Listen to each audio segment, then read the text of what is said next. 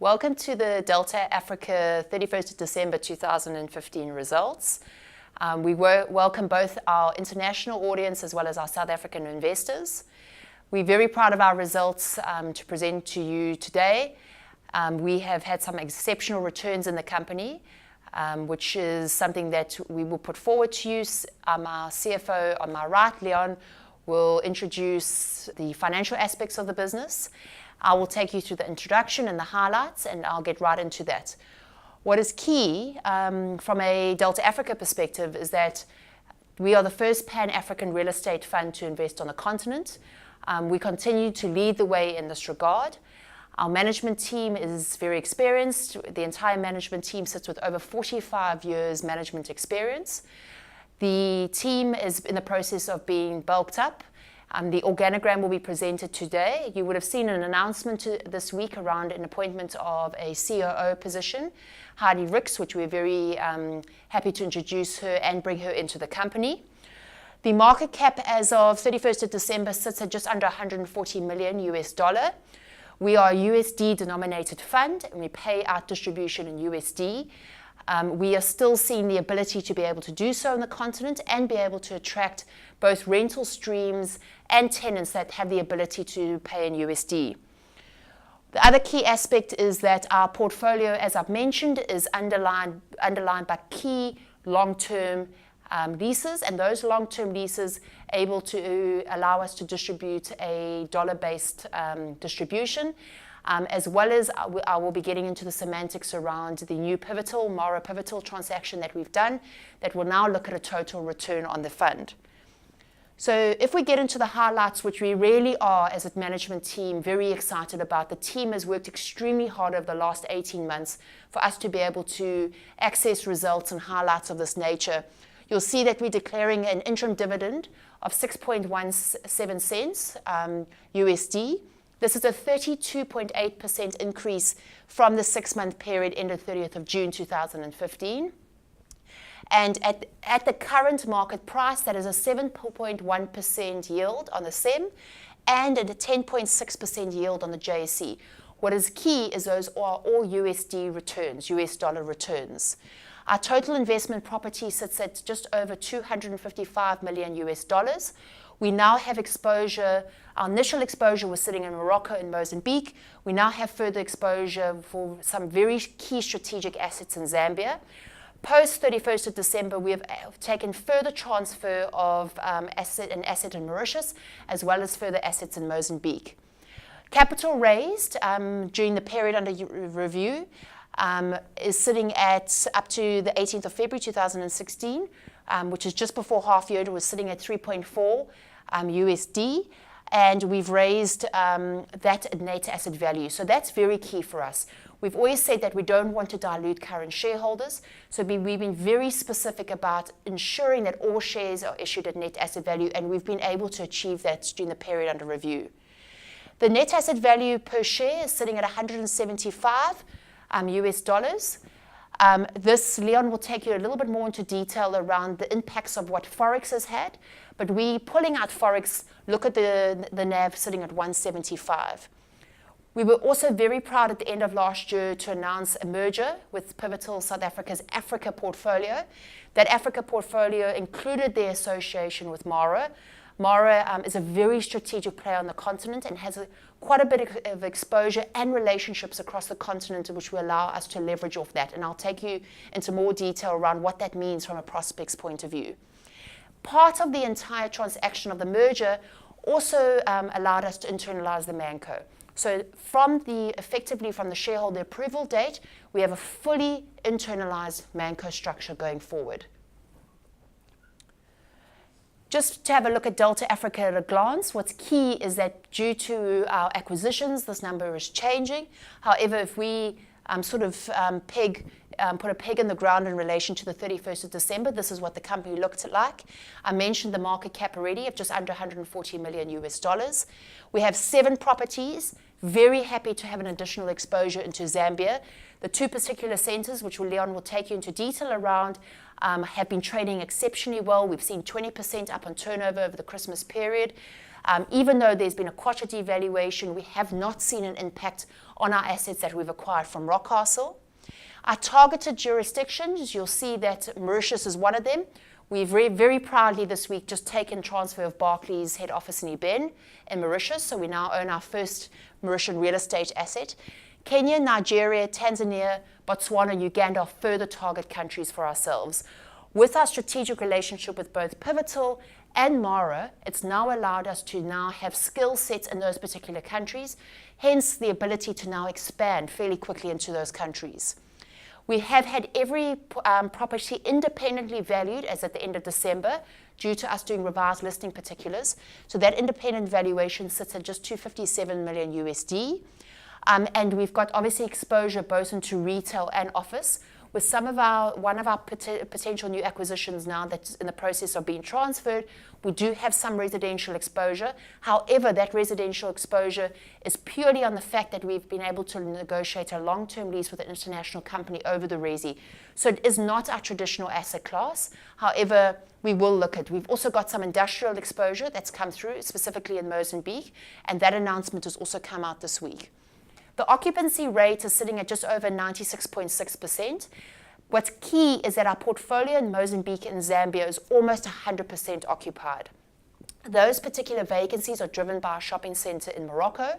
We're doing a very large redevelopment in Morocco. We've been able to secure some international brands that will be coming into the center that will be able to reduce that vacancy. The other very key aspect is that we were mothballing certain vacancies due to the Four Seasons opening. The Four Seasons is now opened on the 28th of October in Morocco, in Casablanca, and that's been fantastic for the trading of our particular shopping center. Average rental is also a key aspect for us because what you've seen on the continent historically is specifically in office, office rentals are overtraded and overrented. So it's very important that we look at those specific rates per square meter. And from our analysis, we are still below market, which gives us the opportunity on lease renewals going forward to relook at those rentals per square meter. Our weighted average escalation is sitting at approximately 6%, which is also very good in USD. And our loan to value, which Leon will take you into a bit more detail, sitting at 44%. Our funding cost sits at an all-in average of just under 7%. The intention, and Leon and his finance team are really trying to peg that number at about 5.5%. And with the size of our portfolio now, post the Pivotal transaction, we still see a huge opportunity to be able to reduce those finance costs. Strategy is key for us, and with this partnership with now Pivotal and Mara, we're now looking at becoming a total return fund. What does that mean? It means that we have access to completed assets, which are yielding just over 7% in dollars, with approximately 3% growth on those numbers. But with the strategic partnership with both Abland Africa, which comes out of Pivotal, as well as some of our developers on the continent, we're now able to access development stock. What does that mean for Delta Africa? What it means is that we're able to bring on a lot of these assets at cost.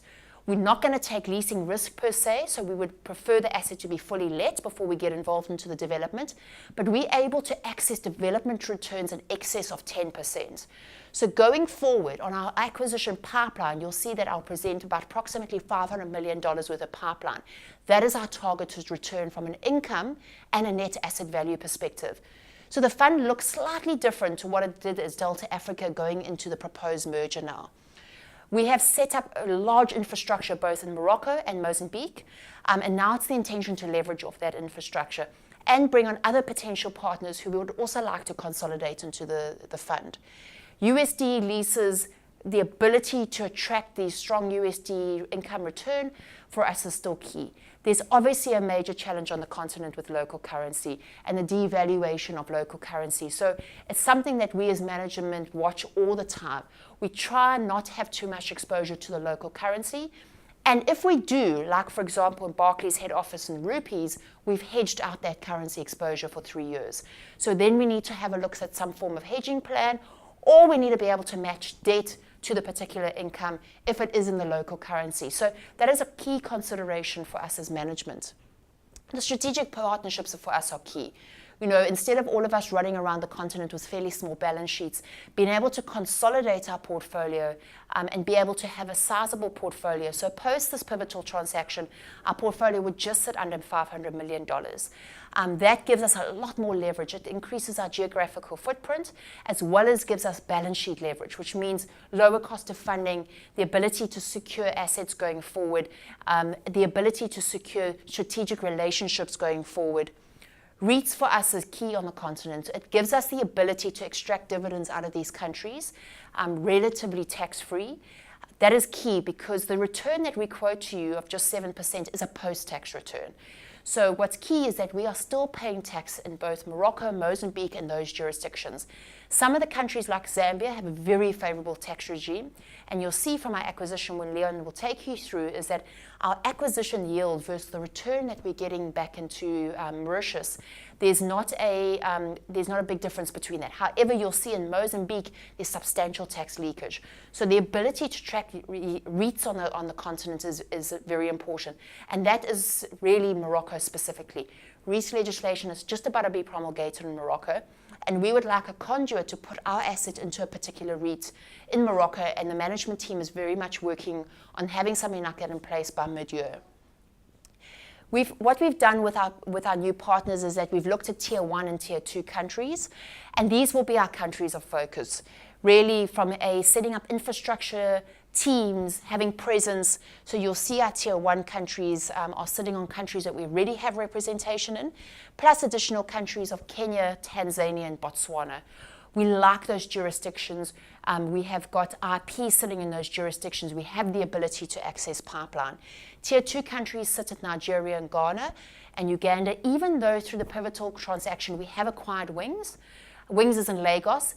What we see is that is a foothold into Nigeria. We are a bit nervous of the market, so we are going to wait and see. But this particular acquisition does give us some leverage going into Nigeria. Nigeria is definitely a country that can't be ignored on the continent. So I'm going to hand over to Leon now, who I will just quickly take you through the management structure, and he will then take you through the corporate structure, the financial side, and what the acquisitions to the 31st of December look like. So for us, what's been key is to be able to bulk up a management team that's got experience on the continent, that has the ability to travel, guys that we can properly incentivize through very strong STI and LTI programs. Because the complexity of this fund is not only the fact that we are an inward listed vehicle, but we are dealing with a number of countries and the magnitude of the regulations in these countries. So effectively from the 1st of September this year, I will become full-time on Delta Africa and become a non-exec at Delta South Africa.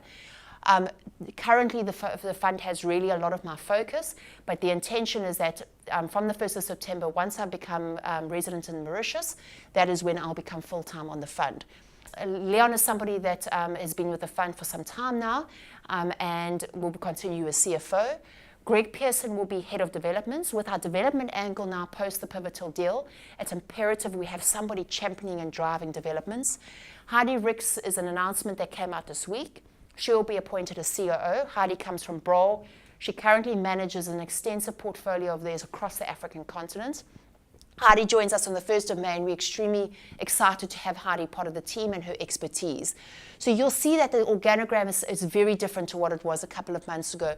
We have brought in two very, very good people from Pivotal Mara, and that's Jeremy Cooper and Karen Bramley. The other key aspect is that Paul Simpson, who's been with the group from the beginning, is very focused on the Morocco and the Moroccan strategy. And we've got some very senior people that we've now put into the financial team. The company, it's important that it is domiciled out of Mauritius.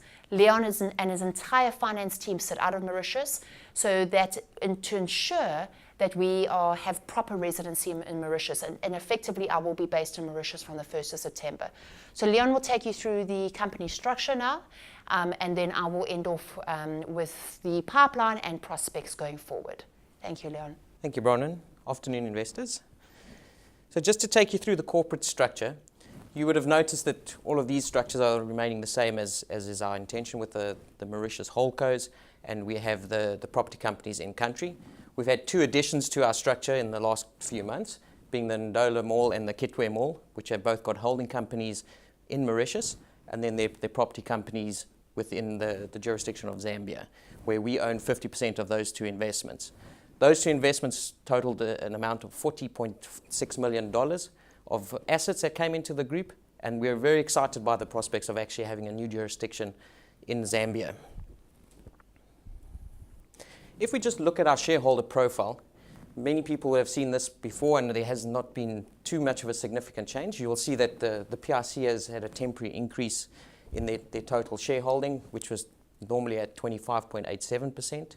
They've increased to 29.17%, but they will reduce back down to the 25% mark as soon as the pivotal transaction is actually transacted and the shares are issued. In terms of the financial overview, you'll see that our dividend per share, 6.17 cents per share for the 6 months. We're very proud of that number and we've worked hard to make sure that number stays consistent to our targets. It actually represents just over 50% of our total distribution planned for the full financial year 2016. One of the big benefits that we've had in the last year is a significant reduction in our cost to income ratio, which was at 25%. A lot of that was due to the weighting of the retail sector in our portfolio during the course of last year.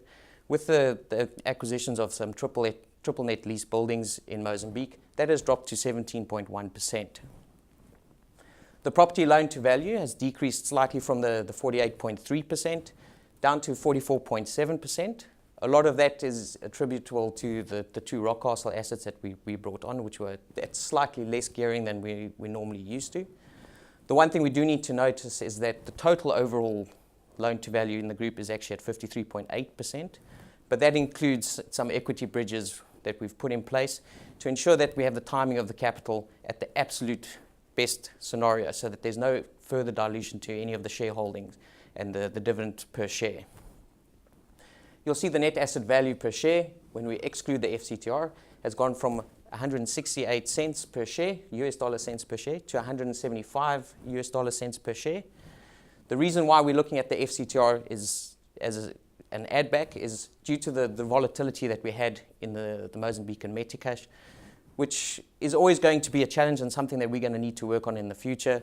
And we're in discussions with our auditors to maybe change the actual functional currency of the reporting, which will bring these numbers more into line with how we see the actual operations.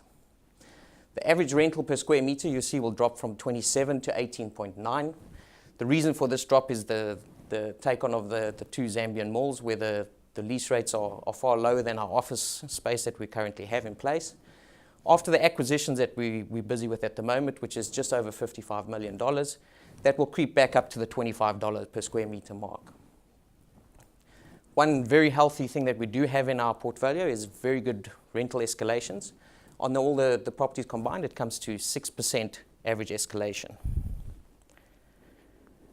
If we look at our income, a distributable income statement, you'll see that revenue is significantly higher than the 12-month period for 2015.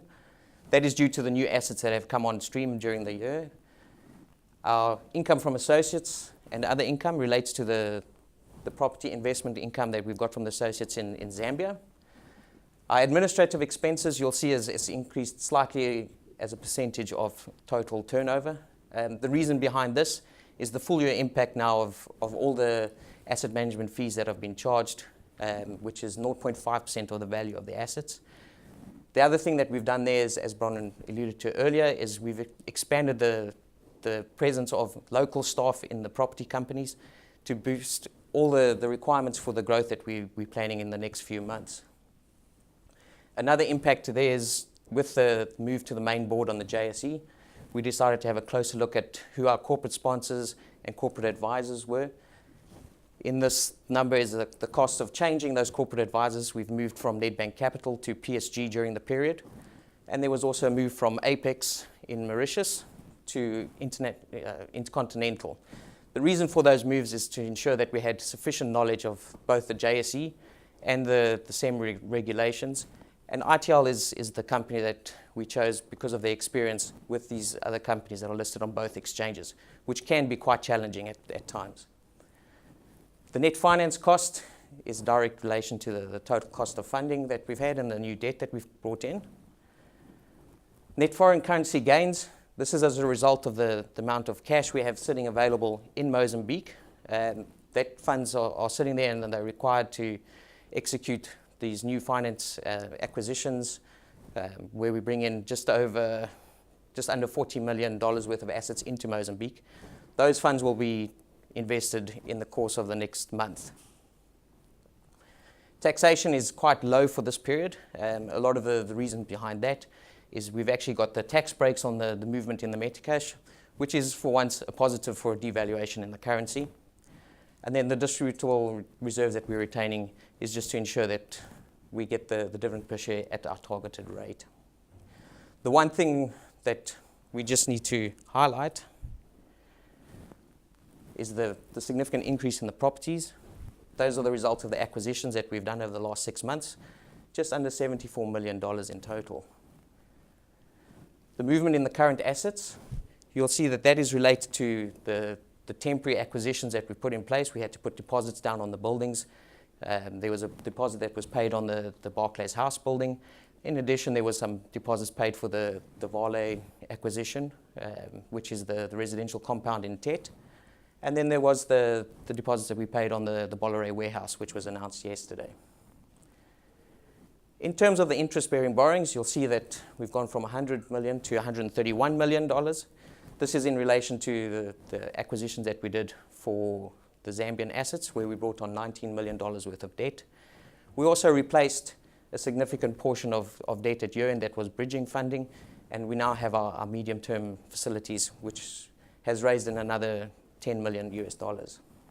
The equity bridge here, the $27 million, these funds have been raised to ensure that the timing has been perfect in terms of getting the acquisitions done with a minimal impact to our shareholders in terms of dilution to the distribution. That will clear out just after the last date to register of our shares. If I can take you through the property portfolio, this is what our current property portfolio looks like. We've now got 7 properties in total value $257 million. You'll see that the weighting has now skewed a little bit more to the retail side. This is purely a timing issue of when the Zambian assets came in versus the new acquisitions that we're currently busy with, which will all transfer within the next few months up to the end of March. That will go back into line to be more of a 50% retail with a strong focus on the office market. The one thing we're very happy about is to now see this pie chart on the regional allocation of our assets to now include Zambia. And we're very excited to also include Mauritius now in the future, as well as Kenya and Nigeria to come. So if we look at our geographical spread, obviously we have the Morocco investments, Mozambique, which are historically done. The new areas of investment being Zambia, Mauritius, the tiny dot over there, but it's one of our key assets that we've actually acquired. And then the pivotal deal, which will bring in Kenya and bring in Nigeria. So just to look at the assets that transferred during the period, we had the Zimpeto Square, which was the small strip mall just outside the main CBD of Maputo. That was an acquisition of $10.2 million, and we've seen very good uptick in the value of this property over the last few months. Trading densities are still extremely high, and this asset is performing as we expected. The Mukuba Mall, this is the mall in Ndola that was recently sold to us by Rockcastle. This is a smallish mall at 12,000 square meters, but it's producing some exceptional returns for us. You'll see that the yield on acquisition was 7.75%. With the effect of gearing, that is actually returning just over 8% to us in terms of its distribution yield to shareholders. On a similar vein, the Mukuba Mall in Kitwe, this is also returning the same 7.75%. And as a group, those two assets are still producing in excess of 8% towards our dividend yield to shareholders. The assets that are about to transfer, firstly, Barclays House. We're very proud of this asset in particular because this cements ourselves as a Mauritian investor. We took transfer of the property yesterday, in fact, with all the documents being signed in front of the notaries. This asset is quite key for us in terms of having a 12-year lease left on us with an A-grade tenant being Barclays. Barclays also funded the property for us, which was a very good finance deal for us. bringing our total cost of funding even lower with the deal that we managed to secure with Barclays here. I think that was about a 4% margin, which is far below our average cost of funding at this point. The Bollore compound. This is a bespoke residential compound in Tet, where all the white-collar workers for the coal mines reside. What's happened in Tet is they've actually approached us to produce more units for more staff to actually stay in these units. They are lovely 3-bedroom units where families reside. There's quite a nice clubhouse for them to have entertainment facilities. And then the other tenant that we have there is Bollore Warehouse. Together they've got a lifespan in excess of what we have here, with the mine having a 25-year operational life still remaining. And we've just secured even better rates on the leases in terms of what we have here. Total investment value there is just over $33 million. And this should return a property yield of over 10% with the new increases in the leases that we've managed to achieve. And that will bring just over 7.8% yield back to shareholders in Mauritius. The Bollore Warehouse, this is a very exciting asset for us to buy, purely because it provides such a good return to our investors initially. But there's a fabulous redevelopment opportunity should this property want to be redeveloped in the future. The property actually lies at the base of the pier for Anadarko and ENI, where all the offshore oil rig works and supplies, logistics, all go through this specific warehouse, which is great for us into the future. The investment value here is actually just over the $8 million mark and provides very good returns for our shareholders. Buffalo Mall is one of the acquisitions that we've taken on in terms of the deal with Pivotal. This will come on stream during the course of March. Although this has not got the best returns, only at 6.4%, this does provide us with a seed asset in Kenya, which is key for the development of our REIT in Kenya. This asset will provide the initial seed asset so that we can now develop this and make sure that any additional developments that we do in Kenya or any other assets that we purchase are the most tax-effective structure that we can get. Just to add on to this particular asset, what's key is that this also gives us a development opportunity, part of this particular site. We're in the process of getting board approval on the development opportunity, but we're looking at developing an additional 6,000 to 8,000 square meters of bulk. That does give us a return of between 11 and 12%, which substantially bolsters the returns that you see there. So as Leon mentioned, not only is it a key asset going into Kenya, but we also have development opportunity on this particular site. The 6.4% actually includes the land value that Absolutely. we've actually acquired for the redevelopment as well. Then the last one is the Wings office towers in Nigeria. This is the new home for Endo Oil PLC. This asset is due to transfer right at the end of its practical completion, which is around about the 1st of September this year. This is the property portfolio, how it will look like after all of these investments have actually occurred. You'll see that the office has now become our primary focus, which is where we're aiming it to be at 50%, and the retail has dropped back down to the 37% mark. Also, our footprint over the African continent is now where we've been targeting it, with the addition of Mauritius, Kenya, and Nigeria. You'll see also that the average rate per square meter has now gone up to the 24.2 from the 18.9 where it's currently sitting at year end. I think what Leon's mentioned quite a few times around the debt restructuring. So I think the debt restructuring for us is absolutely key. What does that entail? It's entailed us meeting some international debt providers who have expressed a large amount of interest with funding us from a debt perspective. So that then brings us dollars at a cheaper rate, as we've seen already. The second aspect is that it's important for us to secure longer dated debt. So some of these big international companies that fund on the continent are talking 7 to 10 year debt. The other aspect is that Leon and his finance team want to ensure that at least 70% of their debt is fixed. We don't want to be able to take any interest rate risk going forward. So the debt structuring is a key component that executive management are busy working on to really get the optimal structure going forward from a debt perspective. One of the exciting things that we've actually encountered on the debt is to have Investec do the refinance proposal of the Interim Mall shopping centre. This is a significant saving in terms of costs for us into the future. The current vendor loan that we have in place sits with an interest rate of 8.9%. What we've managed to secure is debt with a total all-in cost, including fixing that debt, 70% of that debt, at 5.52%.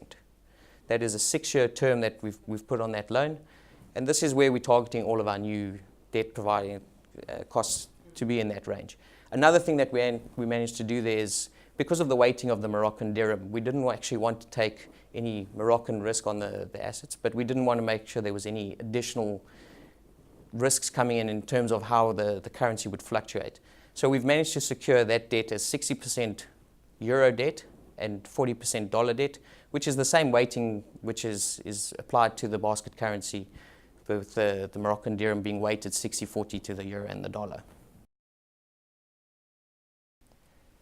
So just to go into pipeline, so for us, having the ability now to access pipeline, using the IP that we've got in these particular countries, we are now looking at existing asset pipeline, which we've secured just over $250 million worth of existing assets, existing cash flows, long-term leases, targeted average yields between 7 and 9% return back to investors in Mauritius. We have the ability to convert this pipeline fairly quickly. The intention is to look internationally for quite a bit of this capital, and we've had a lot of interest from international investors already. So you'll see that this pipeline will now bring a new jurisdiction, which possibly will be Ghana. It will then also bring in Botswana, which we're very excited. We're very bullish around the Botswanan market, especially around currency, stability, political stability, all of those key aspects. And I think just a point to reiterate is that all the countries that we go into, our board looks very carefully at the risks. Not only do we conduct independent risk reports, but they also assess those to say which countries won't we go in, it's just too unstable, and which countries will we go into. So these countries have been specifically selected. As I've mentioned, Botswana and Cosmopolitan Mall, which we're in the process of finalizing the final agreement. So that is from a completed asset perspective. If you go on to the next page, Leon, this is development. So we're very excited about this angle. So the relationship with Pivotal is that we now secure all Abland Africa's assets on the continent outside of South Africa. So that means for us is that we have right of first refusal over all their developments. We've also secured key relationships with developers in these particular jurisdictions, being Mozambique and Kenya. The great thing is that we're now able to secure over $320 million worth of development, which has about an 18 months start to completion date. We're looking at targeting commencement date of all of these developments the middle of this year. And all of those developments, as you can see, are all either A grade or P grade real estate, which is really our focus. Strong counterparty, strong leases, and that is really our target on development.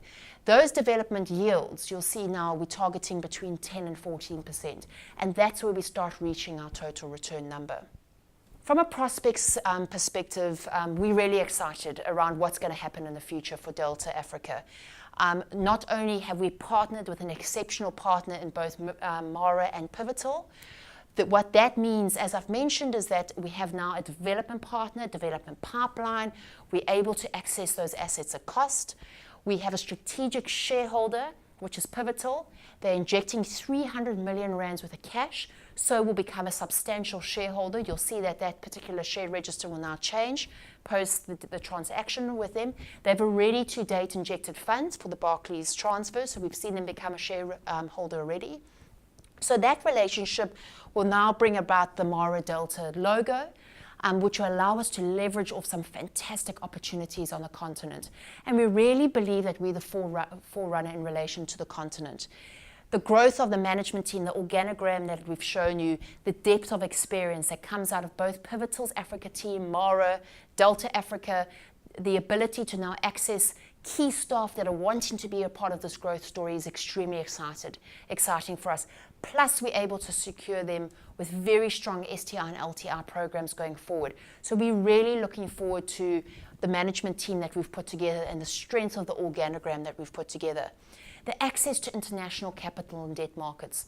You know, we have seen a huge amount of interest out of international markets for Africa exposure.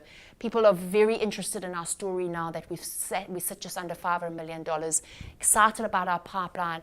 So we see the ability to access international capital being there.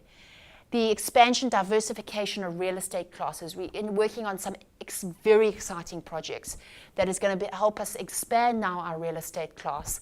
And we're going to look at other asset classes on the continent, which is something that we'll bring to the full year results. Critical mass, first mover advantage, stronger relationships. All of these are key words in relation to what we have grown that has been very difficult in 18 months to grow a portfolio of ours on the continent. But we've got to a point now that we've got key support for this fund going forward. So between Leon and myself, the board and the executives, we're very excited about the future of Delta Africa and what that brings to shareholders and investors, and obviously total return is key. On behalf of myself and Leon, the CFO of the group, we are, as executive and board of Delta Africa, extremely excited around the future of what we foresee. I think it's very important, the milestone that we've achieved to date, and we look forward to growth, plus the future returns that we're able to give shareholders. Thank you for your time and for spending this with us and understanding our company. And we look forward to doing one-on-one interviews with yourselves in the days to come. Thank you. Thank you.